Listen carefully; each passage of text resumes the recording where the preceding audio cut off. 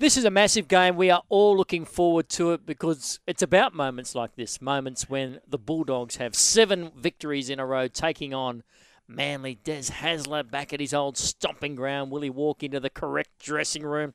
Fatty already told us when he went back there with the Roosters, he walked into the home room instead of the away room. But I'm pretty sure Des will be in a very frosty, no heater in the opposing box for the coach. He's going to be back there with the Bulldogs. What's the week been like? Pretty typical, Des said. Just another game. I don't know about that. We're going to find out from Michael Ennis. G'day, Michael. G'day, boys. How are you? Good, mate. Just another game? Yeah, mate. Yeah, just round 20, I think so. Just ticking along. Oh, mate, he's got you under the radar spell. Yeah, mate. It's a massive game. Obviously, Yeah. Manly, reigning premiers from last year and got a terrific squad. So they're always tough over at Brookvale, and I can't imagine tomorrow night will be any different. No, mate. And just on that, have you noticed any sort of change in Des this week compared to any other week? Honestly, not really. He's so professional and just thorough with his work, regardless of who we're playing in terms of the preparation and how hard he works with all the staff there. So, no doubt that, when you play the sides that, he believes can win the competition, he really challenges us. So, you can certainly know that Manly are one of those top teams. So, everything's been covered off this week, and the preparation's been good. So we've got a session this morning, and hopefully that all goes to plan, and then we'll be ready to head to Brookvale tomorrow. Mate, have you grown as a player under Des? I think I've matured a lot, yeah, certainly, in all areas of my game. I think we play a totally different style of football to what I'm previously used to, and really enjoying that and the challenges that's come along. But he certainly really helped me with the added leadership role this year. And mate, just as a person, you find that with the top coaches in the game, that they also develop your maturity and your off-field life and help you with those areas too. So he's certainly done that, and very, very grateful to have a guy like Des as our head coach.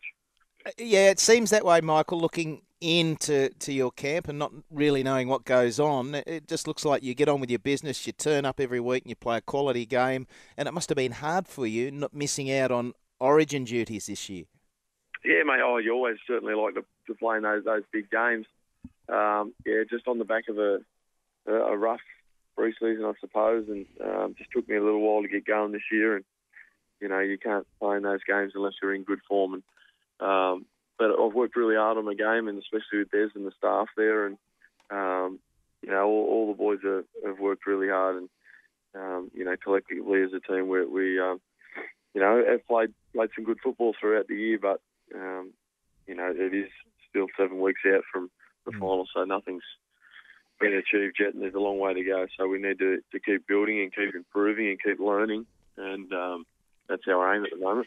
Chatting with Michael Ennis, the Bulldogs hooker and skipper. Michael, massive boost last night. Sam Kasiano, as you can imagine, we've chatted ad nauseum about the tackle since Friday night, but looks like they came up with a good decision last night. Yeah, mate, obviously very pleased to have Big Sam in the side.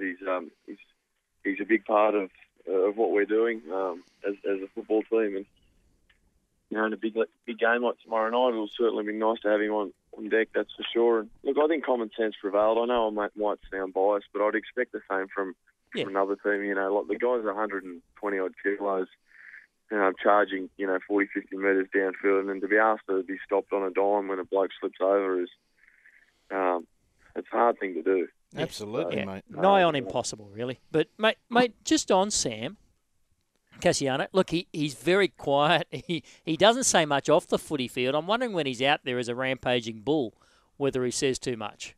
It's quite funny, Sam is very shy publicly, but in amongst our group, he can be himself, and that's a real good sign of a happy place.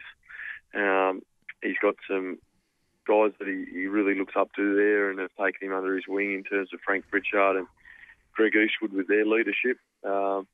And yeah, when he gets on the field, with his brothers, he really lifts up another gear. And he's, as I said before, he's been a big part of our forward pack this season, and it's been great to see him continue to develop at such a young age.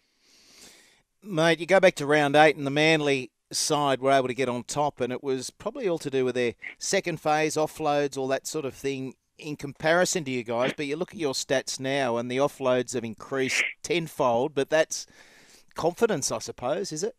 Yeah, look, I think in round 8 we were still a side developing under the new brand and the new style of football, and whilst we haven't quite nailed it yet, we've certainly improved in those areas. So, fingers crossed we can bring our A game tomorrow night to Brookvale and, try and eliminate, some of their quality individuals and the style of football that they're going to play, just to ensure that, we can get the result. Where do you win it, mate? Oh, it's no doubt Manly are going to bring that real grinding, tough style of football. So it's about hanging on to the football and completing your sets and finishing them off well and trying to put them under pressure, I suppose. And just one on Brookvale, does it take the opposition down a cog? Do you feel the nastiness that they say is there? Oh, mate, for me personally, yeah. I mean, I can't speak on behalf of all the boys, but I love playing at suburban grounds when they're jam-packed, regardless of if they're on your side or against it. It creates a great atmosphere, and I'm really looking forward to Brookvale tomorrow night. It's going to be a hostile environment, and when you're on that field, it really adds to the occasion, and it's just great to see the rugby league community at the moment really passionate about this game, and both sides.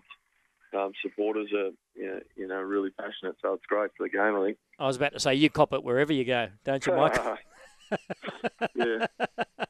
Yeah, no, mate, it'd be nice to have Des take the heat off me tomorrow night. That's right, you send him out first. Good on you, mate. Michael, always good to chat. We do appreciate your time. Good luck tomorrow night. No worries, boys. Love the show. Thank you. Good on you, mate. He's a good man. Michael Ennis there. The Bulldogs have just getting a message from Glenn Munsey. Backed in a little bit. We were saying $2.30 the Bulldogs, $1.65 Manly. It's now $2.20 the Bulldogs. You'd take them at $2.30, wouldn't you? I wouldn't, because I'm Manly too loyal. I'm too loyal. But no, stay loyal, mate. Look, as he said, Michael made a great point. It's good to see the rugby league community excited about such a great matchup, and it's a game we always we look forward to very much. You'll be standing around that bar on the A380. Is there a bar?